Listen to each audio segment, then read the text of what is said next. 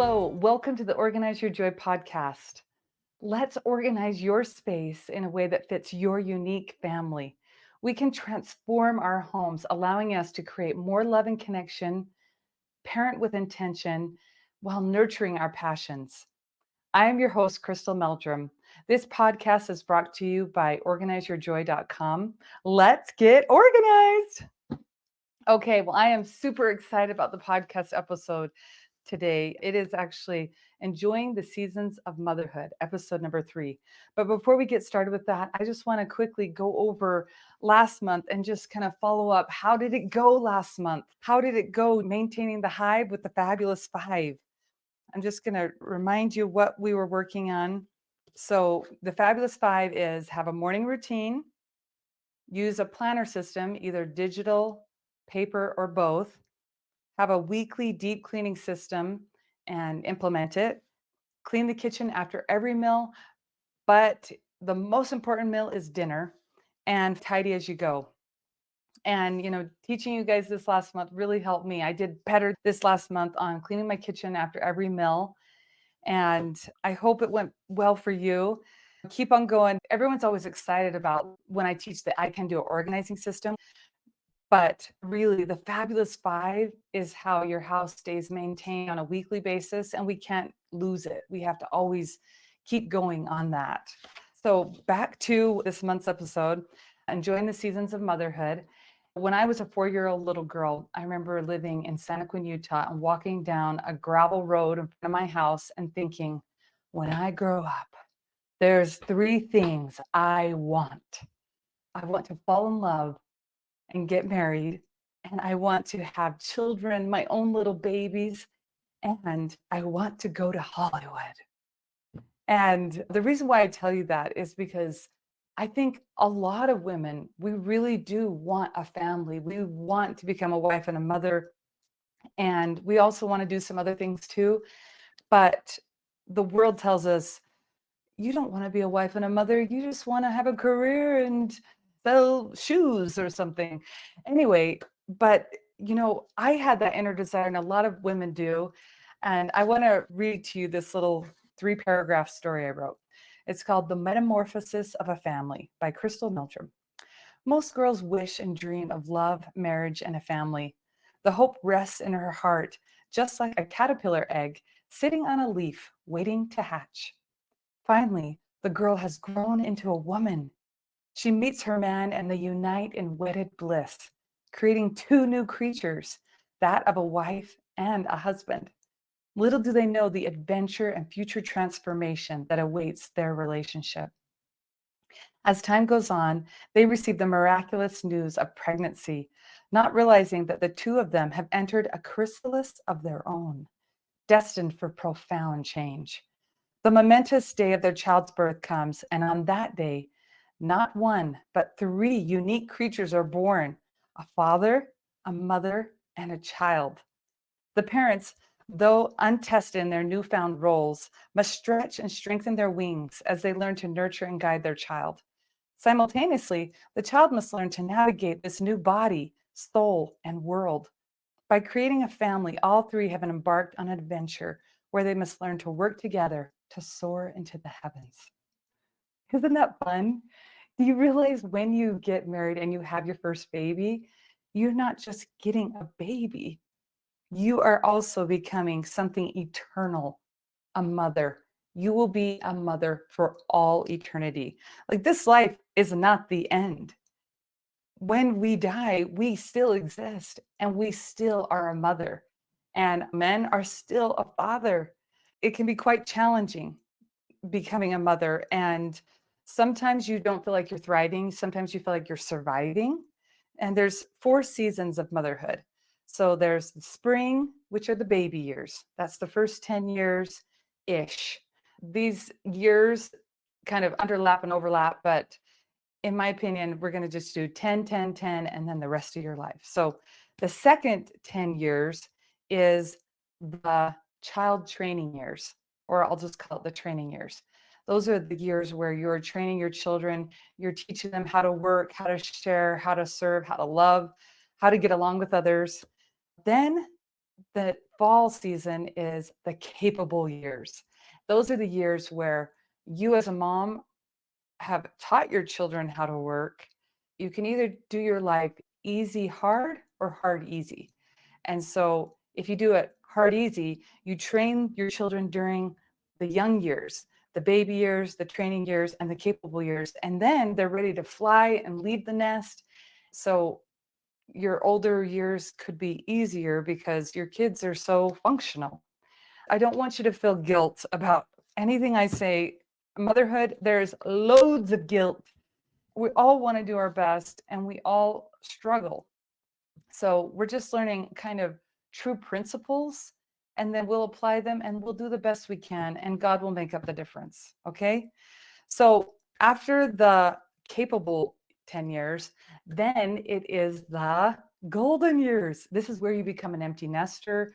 Your children fly off, leave the nest, and you are a little grandma. You're still involved with service and love and things, but it's a different season. I actually haven't entered that season yet, but I'm close.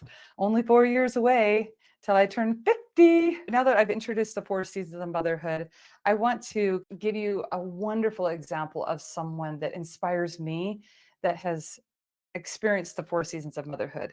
And that's my Aunt Christine Oldham. And she married my Uncle LeVar Oldham. My mom had 7 brothers, and so Aunt Chris married Uncle LeVar, and she wanted to have a family, but she had only had 1 brother. Her mom had worked most of her life growing up, and so she wasn't sure exactly how to be a mother. She was very hardworking. She grew up on a farm. I'm just going to tell you the sweet stories that she told me. I interviewed her this week and she said I could share all these stories. So she had her very first baby, Robert, and she was at the hospital, and the days had transpired that it was time to go home from the hospital. And so her husband drove up, Uncle LeVar, and he saw that his wife had packed her little suitcase and she was ready to go. And he said, "Where's the baby?" And she said, "Well, I think I'm going to leave it here because I'm terrified, I'm overwhelmed, and I might drop the baby. I don't know how to bathe that slippery little baby, and I'm going to leave it here where it's much safer." And Uncle LeVar, he said, "Chris, we're going to go get Robert, and if there's anything that you are too scared to do, I will do it." And she said, "Will you bathe that baby?" And he said, "Yes, I will." And so he bathed that baby and did anything that was too scary for her. And the amazing thing is she didn't just have 1 baby, she had 11.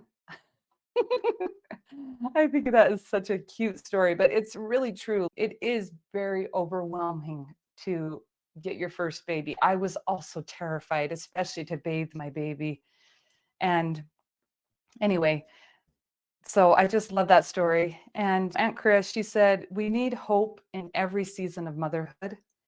The world is governed by true principles. And so if we can learn true principles, then the more we learn, the more joy we can have." And that's really true. And she said that she learned from her mother-in-law, my grandma Nelda Oldham. She said, Grandma Oldham always said, "The price of motherhood is constant vigilance." And I lived with my grandma while I had my first 2 children for a year. And she would always say, "The price of motherhood is constant vigilance." And I was like, that sounds like we don't ever get a break. And I'm not sure exactly what vigilance means, but vigilance does mean you are watchful, you're a guard, you're a keeper of the children. You've got a beat on the street of where those kids are. And we aren't superhumans. So we have to figure out strategies of how we can keep vigilant watching over our children. I kind of think it's like being Florence Nightingale. Florence Nightingale was that nurse, and she would take care of all these people, and she took care of them the day and she took care of them at night, make sure that their fevers weren't too hot. She was just ministering to all those soldiers that were needing help. And so that's kind of what motherhood is. And I don't want that to scare you. Like, well, I can't be on deck 24 hours a day. And guess what? Neither can I. And I'm going to help you figure out strategies. And I encourage you to talk to your mentors and ask them, how can I get breaks? How can I create a support system? We're going to talk a lot about this, but for right now, I just want you to remember that the price of motherhood is constant vigilance. Aunt Chris said in the young years, we didn't have a lot of money, but we did have time and we did have energy. And so she said, we worked together and we played together. And she said during the summer when her kids were home from school, one of her children actually did pass away. So she only was able to raise 10 of her 11 children. So she said, I worked with my first batch of 3 children, Robert, Matt, and Ryan, 8 hours a day. And we would take a 2-hour break where I would go and take a nap with the toddlers and I'd read them 2 stories. And then when I got up, the kids didn't get to go off and play with friends or watch TV. They were supposed to read and learn and play games, do quiet activities. And then when we woke up, we finished our last few hours of work, and then the night was their own. They could play and have a great time. And so then her next batch of kids, I think it was Danny, Lori, and Jimmy, she worked with them 6 hours a day. And then with her last batch of 4 kids, I think it was Doug, Angie, Eric, and Melinda, she worked with them 4 hours a day. And so she taught them how to work because she felt like the idle mind is a devil's workshop. And she said, my children need to learn how to work. And you know the scripture in Proverbs 22, verse 6, train up a child in the way that he should go. And when he grows old, he will not depart from it. And it doesn't say teach the child, it says train the child. And teaching and training are different. Teaching is like, here's some great information, good luck. But training is different. Training is, I teach you and then I check your work. So it's kind of like, I give you the assignment and then you return a report and we look how it went. And I give you like some good feedback and I tell you how you can improve. It's more involved, but training a child is really what a child needs. And so that's what she did. And so what she did was she would sit in her backyard under a shady tree in the middle of the sandbox. That's how I imagined it. And she would have a toddler playing by her in the sand. And she was pregnant or nursing for 6 to 8 years. So she needed to rest sometimes and nursing 6 to 8 years. So she had to feed the baby. And that way, the 10 kids could come back to mom, find her, and the mom could say, okay, here's your assignment. You need to go and weed the garden. Go weed the garden and come back and tell me how it went. And then the next team, she would help them. You know, they were weeding right beside her. And so she could keep those ones on task. So she just kept everyone going and they knew where mom was because she was in the middle of the yard under that shady tree, helping and assisting and then going and checking people's work, things like that. She said one day, her oldest son, Robert, said, Mom, we want you to take a day off and we are going to do the jobs. We know what we need to do, but we want you to take a day off. And they were just so excited. They're like, she's going to do something so great and just feel like $1,000,000. And so she was excited. She was like, I know what I'm going to do. I'm going to build a chicken coop. And so that's what she did. And her kids were so sad, especially Robert. He was like, Mom, we wanted you to read a book or go shopping or do something really fun. And she's like, building a chicken coop really is fun. And anyway, so that's what she did on her day off. I would never have done that. I would have had to have my whole team helping me build a chicken coop. So they lived in a community where there wasn't a garbage pickup service. And so her children had a truck and a trailer, and they went up and down the street picking up everyone's trash. And I think they earned some money for that. And there was a lot of energy when that truck of trash was going up and down the street. So I asked her, how did you let a mess just sit there? Because that's one of the most frustrating things as a young mom is there's messy areas in your house. You'll clean one area and then 4 other areas are just blown up. And she said, laundry was my monster. I would clean the laundry, but that's where it stopped. And so it was my children's job to fold it, put it away. And I remember one day she said, Lori looked at that 6-foot pile of laundry that had to be folded and put away. And Lori just burst into tears. And Robert, he saw her and he had compassion on her. And he said, Lori, I will help you. And he helped her and he folded that laundry. And we need to teach our children empathy and compassion.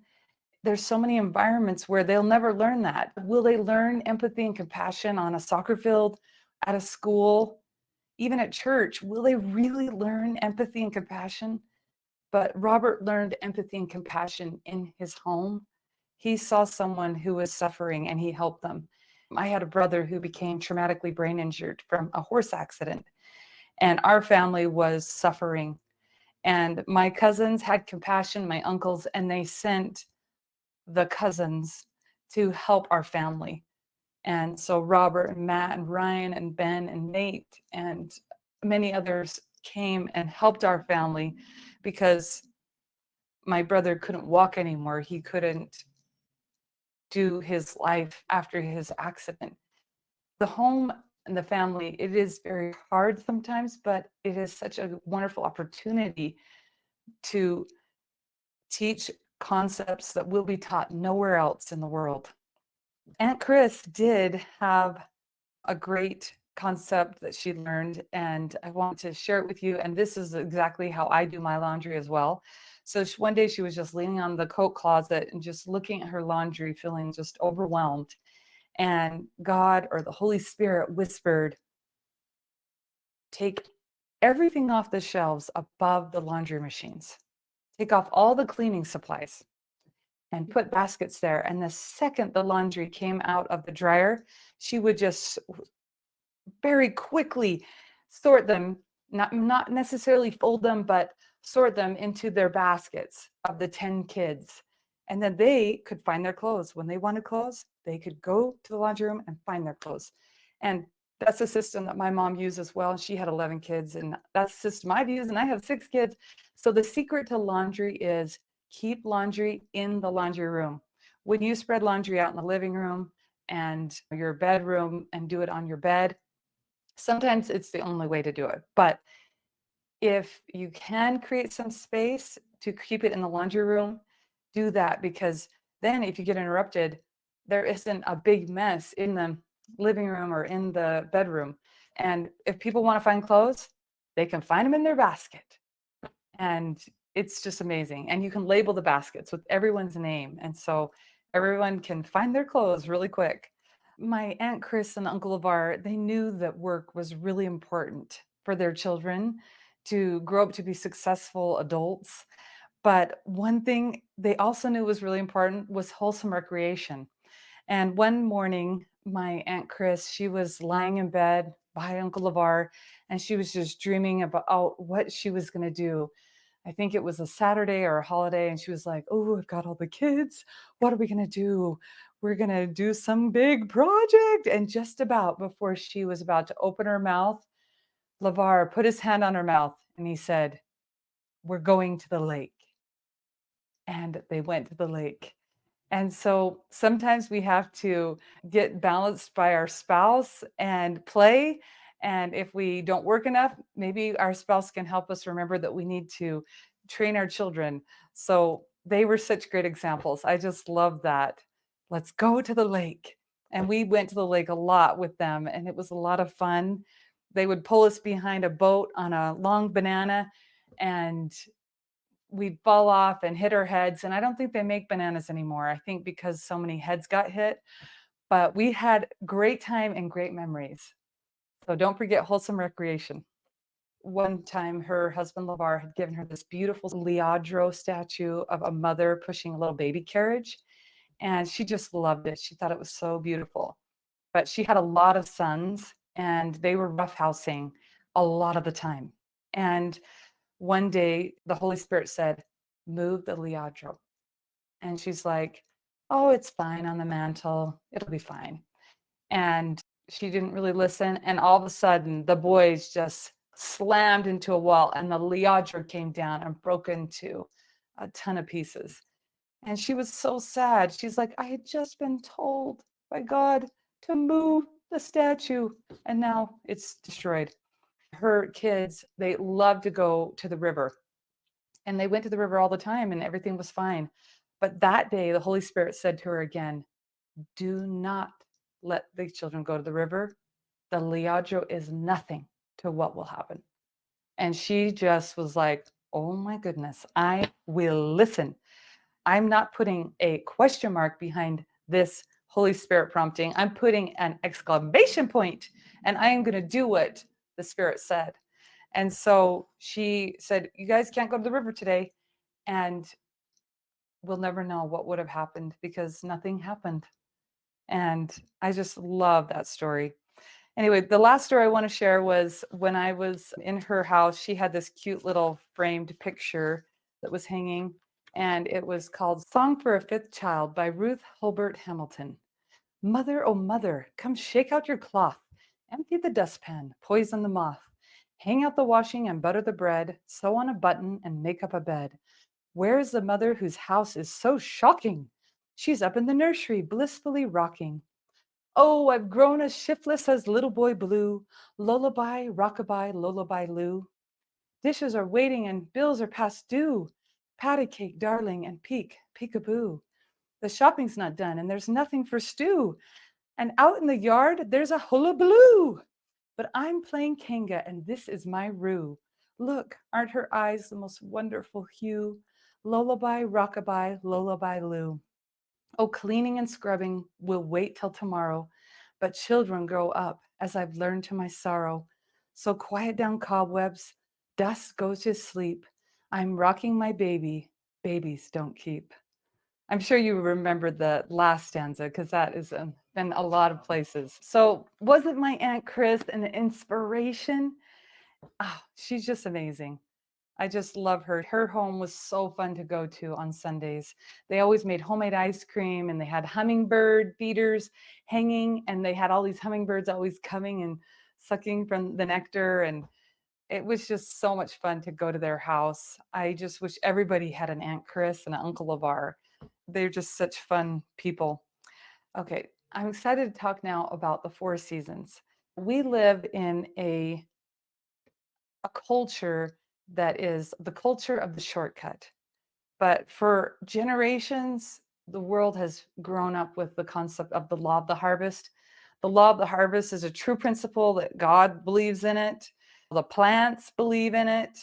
That's how our talents grow. It's the law of the harvest. We wish we could become great overnight with a shortcut or two, but it's just not the way it is. When you plant a seed and you're just so excited to see how it grows, once the sprout comes, you don't look at the seed and then replant it. It will die. So we have to be patient as we go through these seasons of motherhood. I'm going to tell you a little bit of my story about my experience with the four seasons of motherhood. So I graduated from Brigham Young University with a Bachelor of Fine Arts in illustration and graphic design. And when I was in high school, I had waited 5 years to just learn all the art training that I needed, but I didn't really feel like I had the tools. But then when I went to college, I was like a bird let out of a cage. And I was like, I have got the tools. I can paint. This is so exciting. But I got married and started having children because I wanted a family and I didn't want to wait. And I had gotten a lot of good advice to not wait. I wanted to just get published right then while I had young children. And at that time, I lived with my grandma Oldham while my husband was finishing his degree.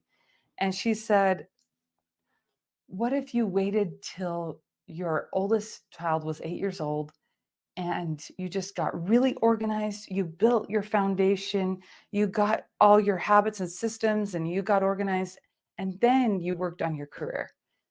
And I was like, oh, thinking about that, I was like, I don't know if I can wait.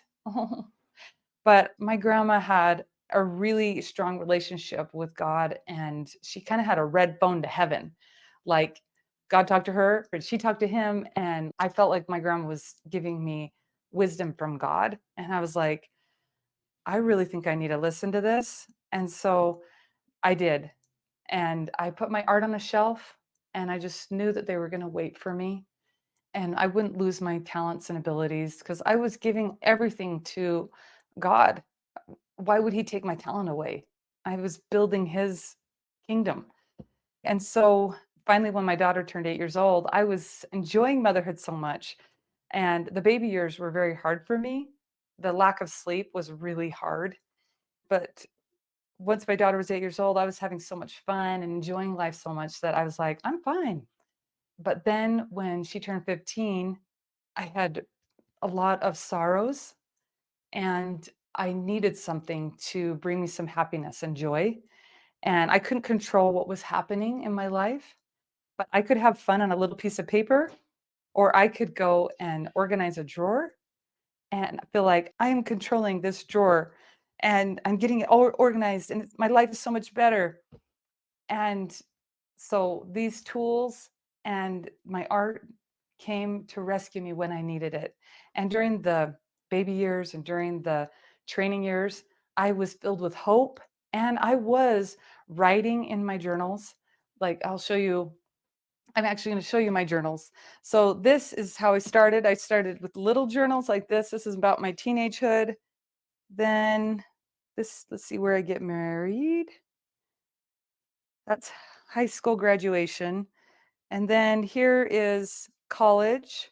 And then here's my first years of marriage. And then what happened was my brother served a mission for the Church of Jesus Christ of Latter-day Saints in Korea. And I started writing him letters and I would just type them. And I realized, you know what? Instead of gluing these into these journals, I'm just going to three-hole punch them and start using three-ring binders. So that's what I did here is use three-ring binders.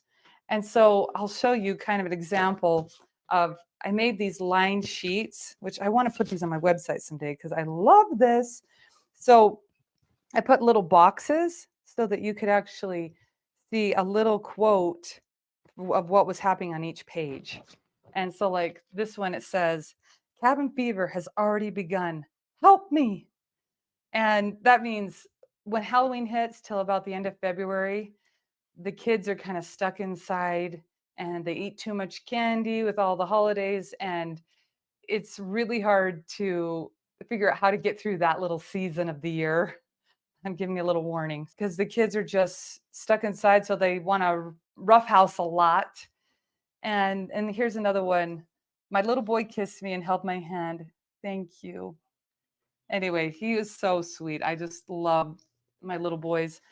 But journaling really helped me because it was like I had something, I was saving the memories and I was working on my writing skills. I had had depression for 10 years from age 14 to 24. And I had learned that if you'll write in a journal, I would try to write 4 sentences a day, even though I was really depressed and really tired, then will see the hand of God in your life. And I really did see that. And I saw miracles and tender mercies happen. So then I was able to dust off my paint brushes and pull them down. And during the capable years, I started painting again. And I just enjoyed that so much. And I remember one day, one of my little boys, he came to me and he's like, Mom, I need you to clean the kitchen. I am having psychological damage because you painted too much. And I was like, what? You're having psychological damage? Yeah. And he said, yes, you painted 60 hours this week. I was like, hold on a second. Let me check. And to even get myself to start painting, I had to create a painting log where I would track my hours. And I tried to paint 20 hours a week. And usually I hadn't painted anything until Friday. And so I'd have to really paint a ton Friday and Saturday. But I looked at my log and it said 17 hours. And I said to my son, Son, I've only painted 17 hours. I think you're going to be just fine. I taught you how to clean the kitchen. Now go clean it. And so he did. He cleaned that kitchen and he was just fine. He doesn't have psychological damage. He knows how to clean a kitchen. Isn't that great? I remember going on an airplane ride to Alaska to go on a trip. And I sat by this lady and she said, fall in love with your children. And I just love that advice. When my children were little, young, it was a little bit hard for me because of the lack of sleep, because I felt like I had a headache inside my head, in the middle of my brain. My brain felt torn apart, and I needed like 2 nights of sleep to just let it knit back together and not be up all night long feeding a little baby. And I will kind of teach you the concept that did help me. There's a book called Baby Wise, and I think the guy's name is Gary Ezzo that wrote it. And in it, he talks about you can have family centered parenting or child centered parenting. And you want to have family centered parenting. And the baby has a job to support the family, and the baby's job is to sleep. And so what you do is you feed the baby, and the baby usually falls asleep. And that's okay for the first 2 weeks. But after that, the baby needs to start getting its metabolism kind of in a routine. And so you feed the baby, and then it might have fallen asleep, but you wake up the baby and you talk to the baby and you love the baby. You just have fun. Even if you have to take off the baby's pajamas and just wake it up, then you zip the pajamas back up and you say, "Hey, now it's time to go to sleep." And you wrap the baby in a little burrito blanket and you put the baby down, and you have done everything you can for the baby. You have loved the baby, connected with the baby, changed the baby's diaper, fed the baby, and now the baby can go to sleep. And it needs to sleep for a few hours, and then you can start the process again. And they might cry a little bit, but you can go back in and check the baby and just make sure everything's okay, that its little toe isn't twisted or something.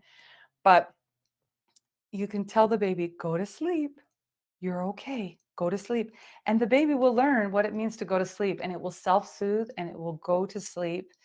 And you can get some sleep and you can get some things done.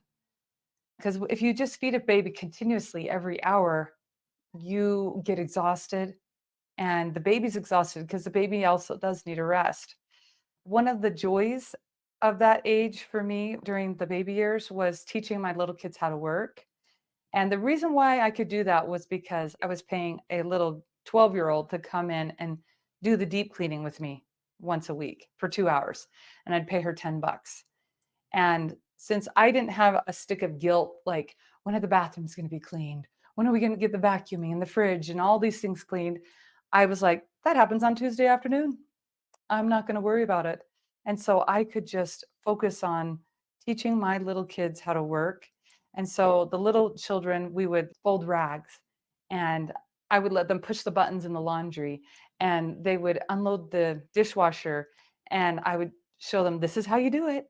And some of them wouldn't do it. And so I'd kind of put their hands into the action, and then they would kind of do it. And then, we'd clap, you did it, you did it. I did have one child that had special learning disabilities and abilities, and that child would not do the work. And I had to literally play with that child. We couldn't do work at all. We had to play, and then that child would work. So with most kids, hopefully you can work with them and then play, but some children you have to yo-yo it around. And I really enjoyed that, especially with the children that I could teach to work, because then they felt love and connection. I gave them attention first thing in the day, and then they followed me like little ducks all day long because they'd gotten 30 minutes of love and attention. And it was just so wonderful. I always knew where they were. They were right by me. So those are some of the challenges, the lack of sleep, the having to train, trying to learn how to organize. But some of the fun things were building your support system. I always needed a phone call. I had my journals. I loved pushing my children in a stroller and going for a long walk every day. And while I did that, I got so many ideas for books and different things that I wanted to do someday. And I also learned to play with my children. One of my favorite things I did was we would sit in a long hallway, shut all the doors, and then we'd roll a ball back and forth. And that was really fun. And another thing we did was I saw my neighbor do this. She had her child in a swing outside in the backyard, and then she would say, what does the A say? The A says ah, the B says buh, the C says k. Those were some fun things that we did during those years. Then for me, in the child training years, the challenge was teaching and training those children because you're not just teaching them, you're training them, you're checking their work. And it took 61% of my emotional energy every day just to teach them how to work. And in my opinion, they did about a 75% job. And I would check their work and I was just like, why haven't you finished? And I would say, be a finisher. And they were like, they wouldn't finish. And so I said it louder, be a finisher. And they still wouldn't get it. And so then I'd learned from Charlotte Mason, this wonderful homeschooling lady from the 1800s, who said, you got to teach your children 10 different ways, and they're only going to remember 1/10 of what you teach. And so I was like, okay, I need to teach them how to finish in a different way. And so the story of David killing Goliath came to me. And I said to my kids, when Goliath was hit with that stone by David, was Goliath dead? And we don't really know. But when David chopped off Goliath's head and held it up to the Philistines, was Goliath dead? Yes. Yes, he was dead. And so I said, when you do your job, I want it so done that it's as if Goliath's head has been chopped off, that there is no question that that job is done. Because what would happen, my dysfunctional pattern was I'd check their job, it wasn't done.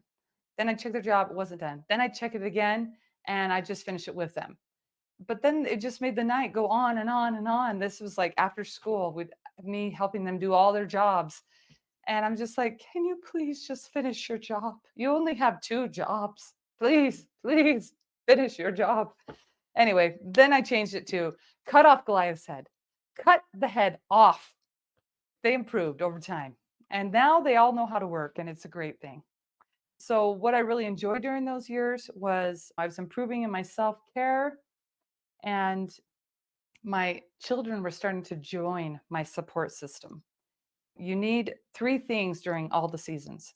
You need true self care, not just like hot bubble baths and, girls' nights out, but you need true self care every day. You need to eat 3 meals a day, drink your water, get some really good sleep, or take a nap. And you need to have some kind of passion or fulfillment, something that makes you feel satisfaction with life. Like for me, it was journaling. I didn't do that because of guilt. I did that because something in my life stayed done. And I need that. And then halfway through the child training years, I started to paint again. And my kids were capable enough, the house didn't burn down if I went and painted for an hour or two. And so my art was waiting for me. And some of the fun things also that I did was connecting and loving my children. We went to this farm park where it was like a natural farm that had a trail, and you could just ride your bike and you didn't have to worry about your children getting ran over because there were no roads. And we would just look at nature. My son reached his arm down a long hole and pulled out a giant toad. And so we brought Toby the toad home and put him in our kitchen in his own little cage, a little burrowing toad. And we just had so many fun little experiences like Toby the toad at that farm park. So then comes the capable years. These are the years, the 10 years from age 40 to 50, where your children are quite capable. Some of them might have even moved out. They do have strong opinions. That's one of the challenges of this season. You have to learn the art of persuasion. You can't just say, we're going to the farm park. You have to say, do you want to go to the farm park? They're teenagers, and so their developmental milestone is creating independent thought. And so you have to work and negotiate with them, and they had to learn how to negotiate with you. And so that is one of the challenges of the capable years. But the great thing is you can have more time for self-care. That's where I discovered aqua zumba. And I just remember being in a pool and just the music was so loud and I was just enjoying myself so much. And I even cried. I was just like, I am in a pool and I am not a lifeguard policeman trying to make sure that someone doesn't die or doesn't hurt someone else. I'm just having fun in water. And so you could go to the pool by yourself and you can kind of have a little bit more freedom with your passions. And My support system grew and is growing still with my capable years because I have art interns and writing interns. So I'm mentoring students and teaching them how to paint, how to write, and then they write with me. And I always need buddies to keep myself motivated. And so it's very fun to have friends to do passions with. Like my mom, she quilts and she quilts with friends because if she doesn't quilt with friends, she struggles giving herself permission to quilt. It's called body doubling and it's true principle. It really works and I totally love it. So I encourage you to think about body doubling. What's a passion you enjoy that you could body double and do? The passions that I enjoyed with my children during the capable years was dancing with my boys, and we just put music on in the kitchen. I bought a little dance globe that has little sparkly little colors that spread around the room. And I teach them how to dance. And even I've taught their friends how to dance. And one of their friends even came to me and he's like, Crystal, because you taught me how to dance, I got on the ballroom dance team. And I was like, no way. Anyway, dancing is so much fun. And when your kids have these tall bodies and you have boys, you can dance. And my daughter was a basketball star. And so we would play basketball a lot, especially we would go to the church during Christmas break and play basketball every morning. And it was just so fun. We'd call any families that we could think of and we'd go play basketball and we'd turn on the music really loud and just have such a good time. So those are the capable years. Then comes the golden years. So, golden years, some of the challenges can be loneliness, health. We can figure out strategies to get through loneliness, and we can figure out how to enjoy that season of our health. So, our self care, we still got to be working on it. We can walk, we can figure out things we can do. We need to work on our support system. I had a friend say, you are a lucky person if you have 5 true friends. You don't need a million friends, but hopefully you have 5 friends that you can call that they can support you, you can support them through the different seasons. And then passion. One of my grandmas quilted and watched The Price is Right for her passions. And then my other grandma would love to buy flowers. She would get the gardening catalog in January and she would just start reading about every single flower. And she was so excited about spring. And like my other little grandma who loved quilting, she wouldn't quilt on Sundays because it was the Sabbath and it was a day of rest. But she was so excited. She couldn't wait for Monday morning because she could quilt. She could watch The Price is Right with Bob Barker. And he is quite a handsome little old grandpa. And she could also play rook. Those are the things that she loved, her passions. So those are things to think about during the 4 seasons. The painting that I have painted for this podcast episode is called A Time and a Season. It's a picture of a grandmother with white hair looking out a window over a winter landscape, mountains covered in snow. And inside the house is a blossoming cherry tree. And each flower represents the sweet memories of her life that she's savoring. James Barrie, the Scottish poet, declared, God gave us memories that we might have June roses in the December of our lives. So that's what that painting kind of represents. And so I want to talk to you about some tools that can help you get mother mentors, other older moms that you can ask their advice. And you need 3 things. You need true self-care, a support system, and a passion and fulfillment that fits that season of motherhood that you're in. And then I also want to show you some great books that I love. This one's called Good Moms Have Scary Thoughts. And on the front, it says, actually, I'm overwhelmed. I'm terrified. I'm sleep deprived. I'm sorry I had this baby. Not really. I mean, I love my baby. I don't feel good. I don't know what I'm doing. How did you get it so together with a new baby? It's a book that has all these just great questions and then answers, how to navigate this new adventure of motherhood. It's by Karen Kleiman, MSW. And then another resource I love, it's called Above Rubies. This is a magazine written by some Christian conservative homeschool family in Tennessee. And the top says Strengthening Families Across the World. It's a free magazine. They keep it afloat through donations, and it's awesome.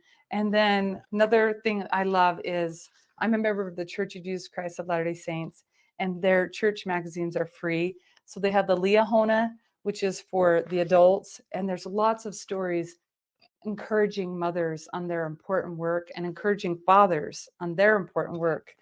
And then they have For the Strength of Youth, which is a magazine that encourages youth to figure out how to withstand peer pressure, how to have standards, dating advice, different wonderful things. And then The Friend, which is for children, and it's how to help children gain a testimony of Jesus Christ. And it's just, these magazines have really helped me, strengthened me, and I just love them. So, in conclusion, I just want to talk about the key takeaways. Moms are important. There are 4 seasons of motherhood.